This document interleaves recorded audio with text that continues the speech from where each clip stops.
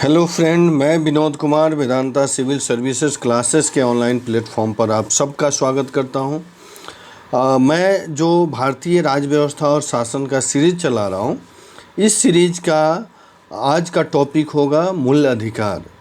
हम लोग मूल अधिकार पे बात करेंगे। मूल अधिकार के कंटेंट को पहले देखेंगे और कंटेंट को देखने के बाद इससे संबंधित प्रश्न को करेंगे। देखिए, कंटेंट को समझते हैं। यहाँ कंटेंट कह रहा है नेहरू रिपोर्ट जो 1928 में आया था। नेहरू रिपोर्ट द्वारा मूल अधिकारों को भारत के संविधान में सम्मिलित करने की आकांक्षा प्रकट की गई थी। भारतीय संविधान में भाग 3 के अंतर्गत अनुच्छेद 12 से 35 में मौलिक अधिकारों का वर्णन किया गया है, जो निम्नलिखित हैं: समता का अधिकार, स्वतंत्रता का अधिकार, शोषण के विरुद्ध अधिकार, धर्म की स्वतंत्रता का अधिकार, संस्कृति और शिक्षा संबंधी अधिकार, संवैधानिक उपचारों का अधिकार। ध्यान रखेंगे, यानी मूल संविधान में बात की जाए तो मौलिक अधिकार में संपत्ति का भी अधिकार था, लेकिन उसको 42वें संविधान संशोधन 1978 के द्वारा उसको वहाँ से हटाकर अनुच्छेद 300 क में रख करके कानूनी अधिकार बना दिया गया। ध्यान रखेंगे, भारतीय संविधान में मौलिक अधिकारों को राज्य के कृत्यों के विरुद्ध एक गारंटी के रूप में स्थान दिया गया है। मौलिक अधिकार पूर्णतः नैसर्गिक एवं अप्रतिदेय की श्रेणी में आते हैं। अनुच्छेद 352 के तहत आपात की घोषणा के परिवर्तन के स्थिति में अनुच्छेद 358 और 359 के प्रावधानों के अंतर्गत ही मूल अधिकारों का निलंबन किया जा सकता है। मूल अधिकारों को न्याय योग यानी बाद योग रूप में संविधान में रखा गया है, यानी ये न्यायोचित प्रक्रिया है। वर्तमान में बात की जाए तो वर्तमान में कुल 6 मौलिक अधिकार प्रदान किए गए हैं, जबकि मूल संविधान में 7 मौलिक अधिकार थे। भारतीय संविधान में दिए गए मौलिक अधिकारों की तुलना अमेरिका के अधिकार बिल यानी बिल ऑफ राइट्स से किया जाता है। भारतीय संविधान में मौलिक अधिकारों के संरक्षण का दायित्व न्यायपालिका के पास है। संविधान के अनुच्छेद 14 यह सुनिश्चित करता है कि किसी भी व्यक्ति को विधि के समक्ष समता या विधियों के समान संरक्षण से वंचित नहीं किया जाएगा। इस रूप में अनुच्छेद 14 विधायन सत्ता पर नियंत्रण लगाता है। भारतीय संविधान में समानता के अधिकार को अनुच्छेद 14 से 18 तक कुल 5 अनुच्छेदों में वर्णित किया गया है, जो अग्रलिखित हैं। विधि के समक्ष समता, यानी अनुच्छेद 14 में विधि के समक्ष समता की बात की गई है। कहा जाता है धर्म, मूल वंश, जाति, लिंग या जन्म स्थान के आधार पर विभेद का प्रतिषेध अनुच्छेद 15 करता है। लोक नियोजन के विषय में अवसर की समता की बात अनुच्छेद 16 में की गई है। अस्पृश्यता का अंत जो है यह अनुच्छेद 17 के द्वारा है। उपाधियों के अंत की बात अनुच्छेद 18 में की गई है। इसी तरह अनुच्छेद 19 के से 22 तक स्वतंत्रता के अधिकार वर्णित है। अनुच्छेद 19 के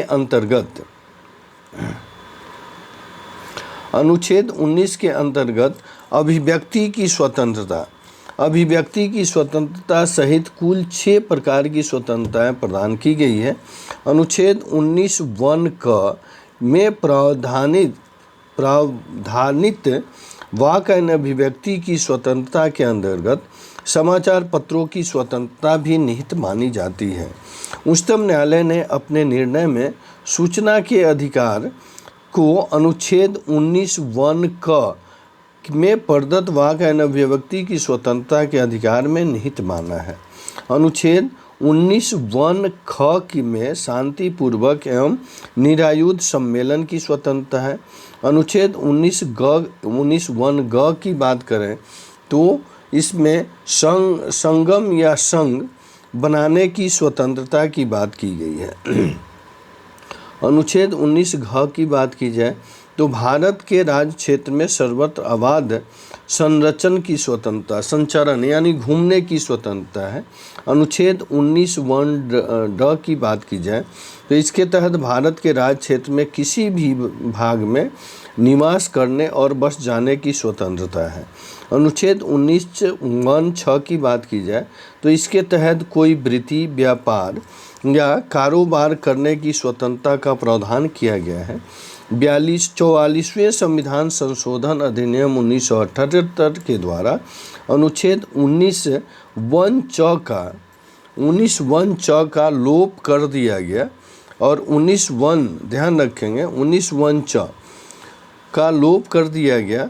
19 वन क से लेकर 19 वन छ तक में दी गई विभिन्न स्वतंत्रताओं पर 19(2) से लेकर 19(16) तक में दिए गए विभिन्न आधारों पर निर्बंधन आरोपित किया जा सकता है।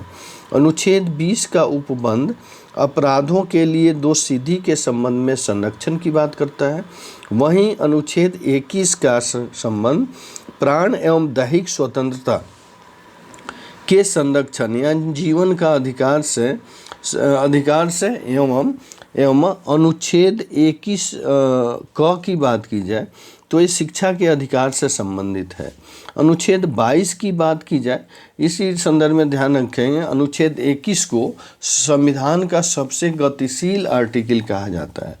अनुच्छेद 22 में कुछ दशाओं में गिरफ्तारी और निरोध से संरक्षण का प्रावधान किया गया है।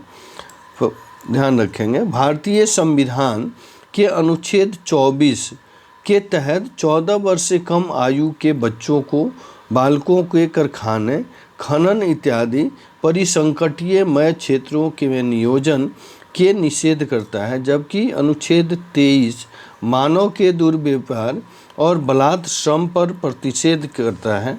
भारतीय संसद द्वारा निर्मित सिविल अधिकार संरक्षण अधिनियम 1955 के अंतर्गत भारतीय समाज में अस्पृश्यता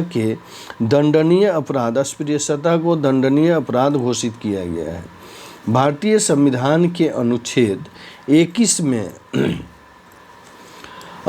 21 में प्रयुक्त दैहिक स्वतंत्रता शब्दावली में संचरण अर्थात कहीं भी जाने का अधिकार यानी विदेश भ्रमण भी निहित है। उच्चतम न्यायालय ने जीवन साथी चुनने के अधिकार को मूल अधिकार मानते हुए इसे अनुच्छेद 21 में निहित माना है। उच्चतम न्यायालय ने उन्नी कृष्णन बनाम आंध्र प्रदेश मामले 1993 में संविधान के अनुच्छेद 21 के कार्य क्षेत्र का विस्तार कर शिक्षा के अधिकार को उसमें शामिल किया था। धार्मिक स्वतंत्रता की बात की जाए तो धार्मिक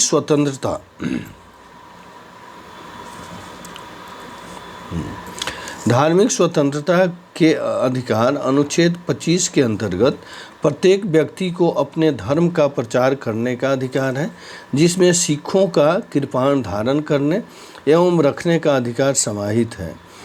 भारतीय संविधान के अनुच्छेद 26 धार्मिक कार्य में के प्रबंधन की स्वतंत्रता से संबंधित है, जबकि अनुच्छेद 29 का संबंध अल्पसंख्यक वर्ग के हितों के संरक्षण और वहीं अनुच्छेद 30 का अल्पसंख्यक वर्ग के शिक्षा संस्थाओं की स्थापना एवं प्रशासन के अधिकार से संबंधित है। भारतीय संविधान के 44वें संविधान संशोधन अधिनियम 1978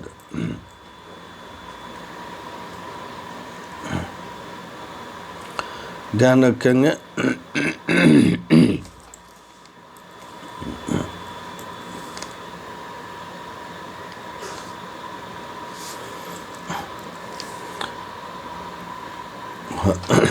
1978 के द्वारा संपत्ति के अधिकार को मूल अधिकार की श्रेणी से हटाकर अनुच्छेद 300 क के तहत विधिक अधिकार की श्रेणी में डाल दिया गया है। भारतीय संविधान के अनुच्छेद 32 के अंतर्गत संवैधानिक उपचारों का अधिकार उल्लेखित है। मूल अधिकारों के न्याय संरक्षण हेतु अनुच्छेद 32 के अंतर्गत उच्चतम न्यायालय तथा अनुच्छेद 226 के अंतर्गत उच्च न्यायालय को शक्ति प्रदान की गई है। इसी संदर्भ में सर्वोच्च न्यायालय तथा सर्वोच्च न्यायालय अर्थात उच्च न्यायालय और उच्चतम न्यायालय मूल अधिकारों के प्रवर्तन हेतु क्रमशः अनुच्छेद 32 और अनुच्छेद 226 के तहत कई प्रकार के विशेष आदेश जारी करते हैं, जिन्हें प्रादेश या रीट कहते हैं। इसमें पहला है बंदी प्रत्यक्षीकरण।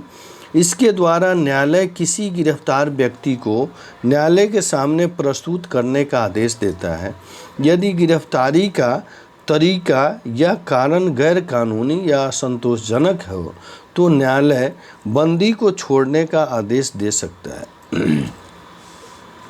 परमादेश यानी परम आदेश की बात की जाए तो यह आदेश तब जारी किया जाता है जब न्यायालय को लगता है कि कोई सार्वजनिक पदाधिकारी अपने कानूनी या संवैधानिक दायित्वों का पालन नहीं कर रहा है और इससे किसी व्यक्ति का मौलिक अधिकार प्रभावित हो रहा है, तब यह परमादेश जारी किया जाता है।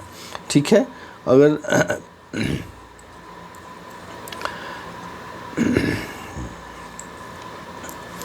नेक्स्ट रीट की बात करें जिसका नाम है प्रतिषेध।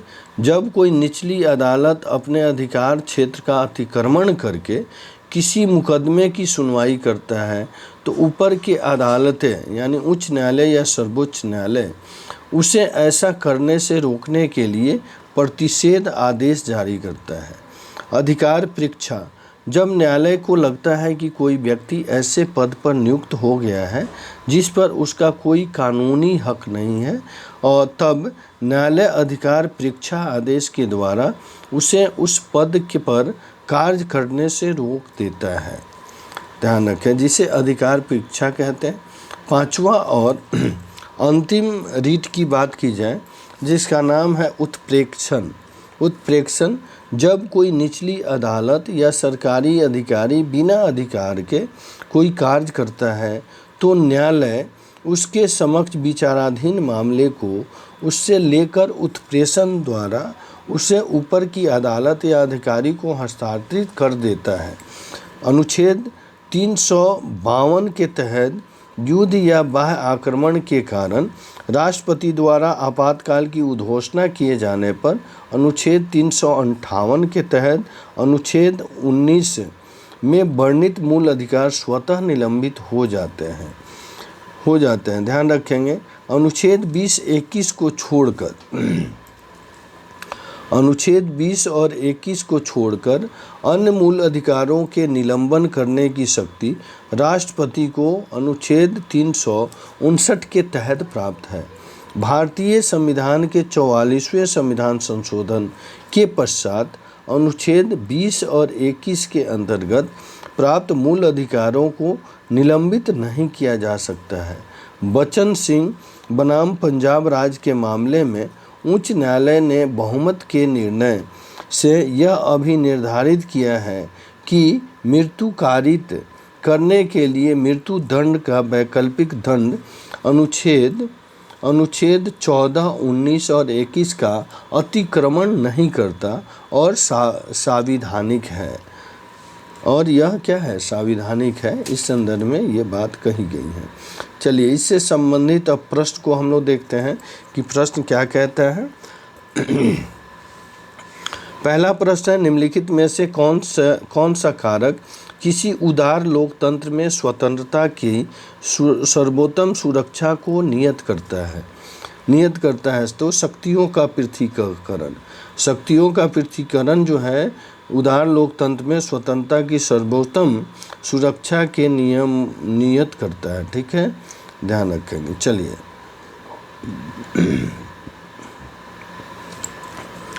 नेक्स्ट प्रश्न की बात करें, स्टेटमेंट वाइज है। निम्नलिखित में से कौन सा एक सही है?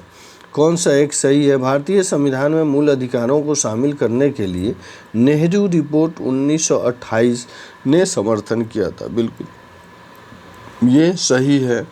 ठीक है, बाकी के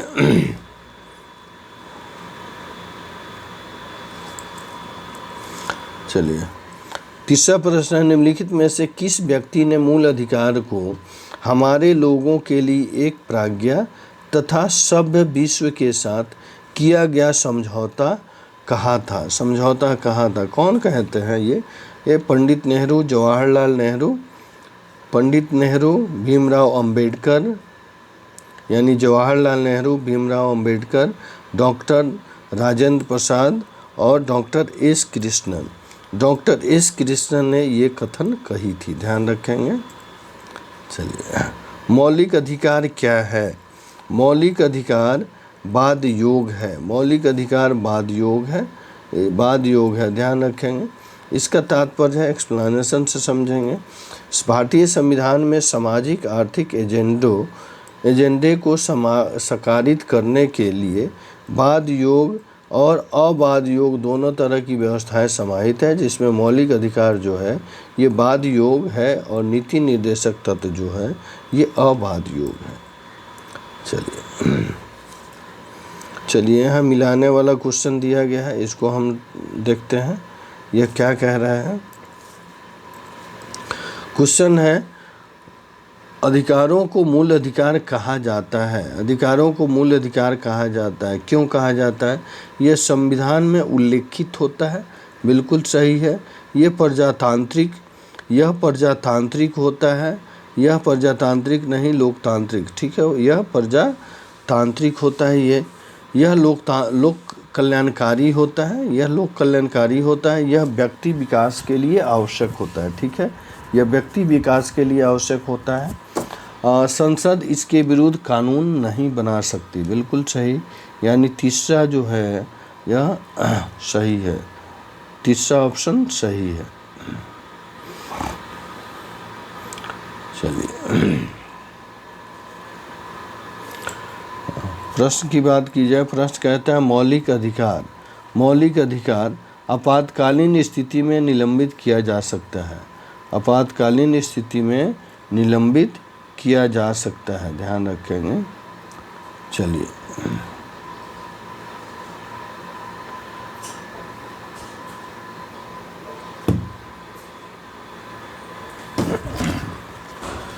यहाँ प्रश्न कहा जा रहा है, प्रश्न कह रहा है, भारत में मौलिक अधिकार के संबंध में निम्न कथनों वक्तव्यों पर विचार कीजिए।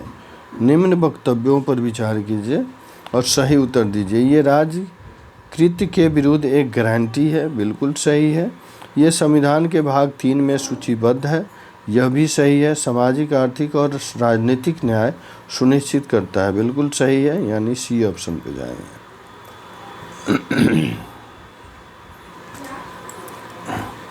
चलिए प्रश्न है, भारतीय संविधान के किस अनुच्छेद के अंतर्गत नागरिकों को मौलिक अधिकार प्रदान किया गया है?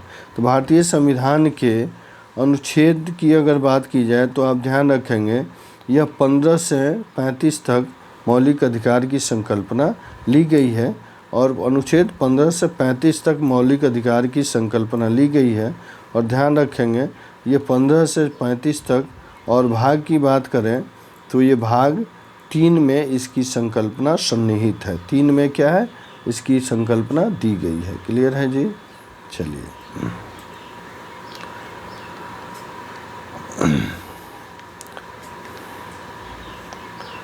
चलिए नेक्स्ट प्रश्न की बात करें।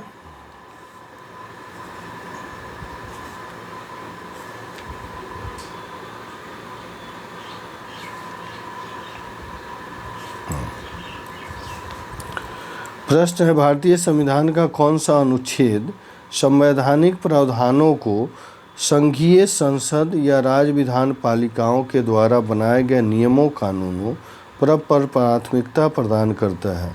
तो अनुच्छेद 13 जो है यह प्राथमिकता प्रदान करता है, ध्यान रखेंगे। चलिए नेक्स्ट प्रश्न है, भारतीय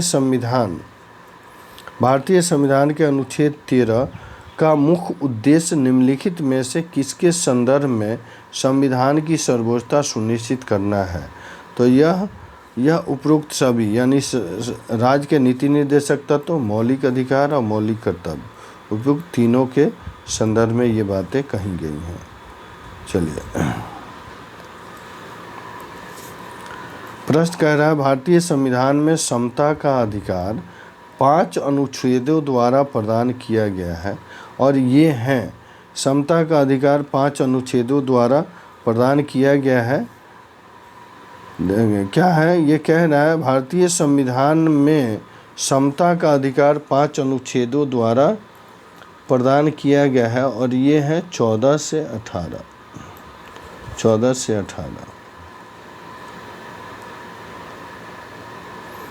समानता का अधिकार संविधान के निम्न अनुच्छेदों में से किनके अंतर्गत है? किसके अंतर्गत है? यह 14 के अंतर्गत है, ध्यान रखेंगे।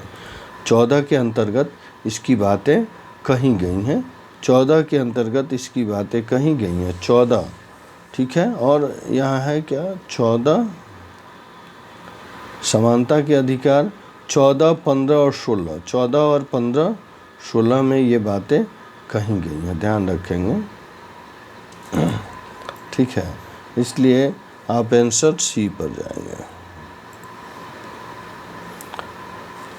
चलिए, प्रश्न कह रहा है भारतीय संविधान के निम्नलिखित अनुच्छेदों में से कौन विधान सत्ता पर पूर्ण नियंत्रण लगाता है? विधान सत्ता पर पूर्ण नियंत्रण लगाता है अनुच्छेद 14। अनुच्छेद 14 जो है ये विधान सत्ता पर पूर्ण नियंत्रण की बात करता है। चलिए, निम्नलिखित में से भारत के संविधान का कौन सा अनुच्छेद कानून के समक्ष समानता से संबंधित है?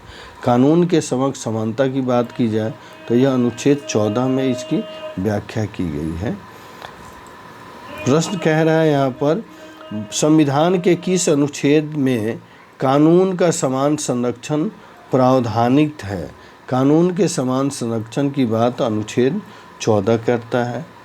चलिए, इसी संदर्भ में नेक्स्ट प्रश्न की बात की जाए, कानून को लागू करने के मामले में कोई विधान जो किसी कार्यपालिका अथवा प्रशासनिक अधिकारी को अंतर्देशित या अनियंत्रित विवेकाधिकार देता है, भारत के संविधान के निम्नलिखित अनुच्छेदों में से किसका उल्लंघन करता है? यह अनुच्छेद 14 हो गया, इसका उल्लंघन ये करता है, ठीक है जी।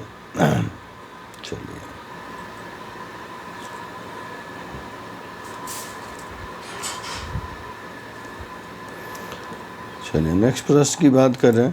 प्रश्न है विधि का नियम। विधि का नियम या कानून का अधिराज का मतलब क्या है? सभी के लिए एक कानून और सभी के लिए न्यायतंत्र।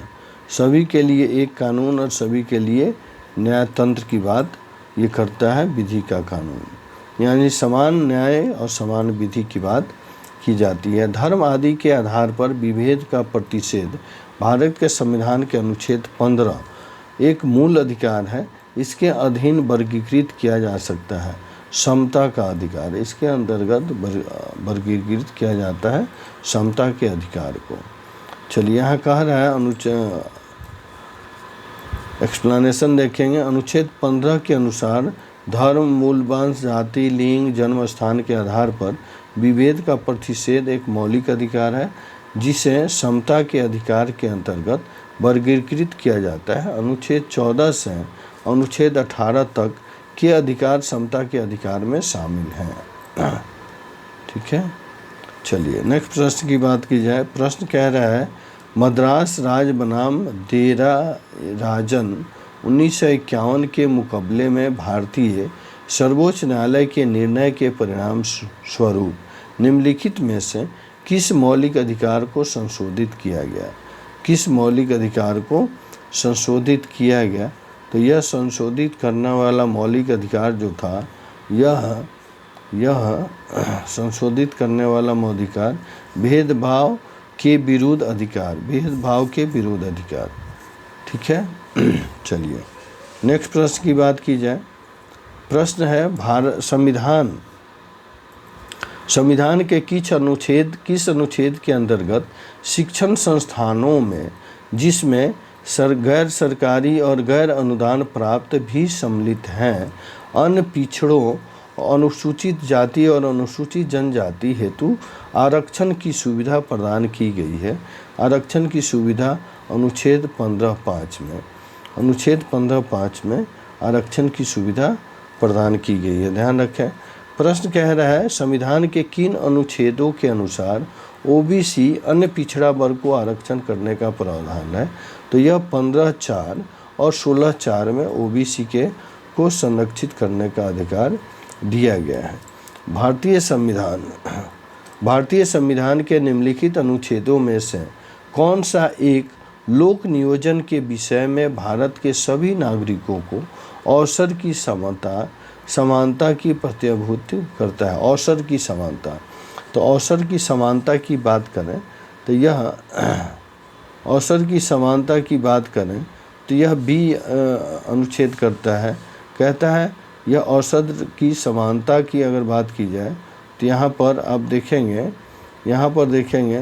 कि यह अवसर की समानता 16(1) और 16(2) में ये प्रावधान दिए गए हैं। ये प्रावधान 16(1) और 16(2) में दिए गए हैं। क्लियर है? चलिए नेक्स्ट प्रश्न की बात करें।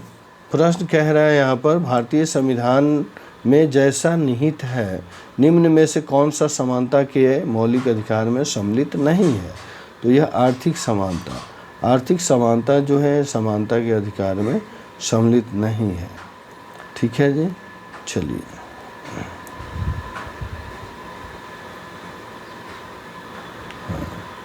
यहाँ स्टेटमेंट वाला प्रश्न है, ये देखते हैं।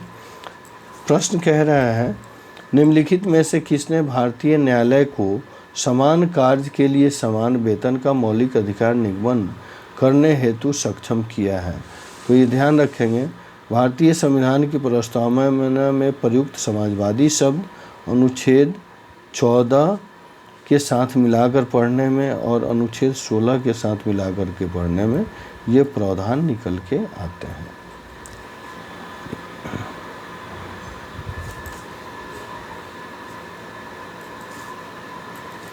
प्रश्न कह रहा है भारतीय संविधान की प्रस्तावना में प्रयुक्त समाजवाद शब्द को निम्नलिखित किस अनुच्छेदों के साथ मिलाकर पढ़ने से स्वतंत्रता सर्वोच्च न्यायालय के समान कार्य के लिए समान वेतन को मौलिक अधिकार परिभाषित करने की शक्ति दी गई है? तो ये अनुच्छेद 16 और अनुच्छेद 14 और अनुच्छेद 16 में इस तरह की बातें कही गई हैं। चलिए नेक्स्ट प्रश्न है संविधान के किस प्रावधान द्वारा अस्पृश्यता उन्मूलन की बात की गई है?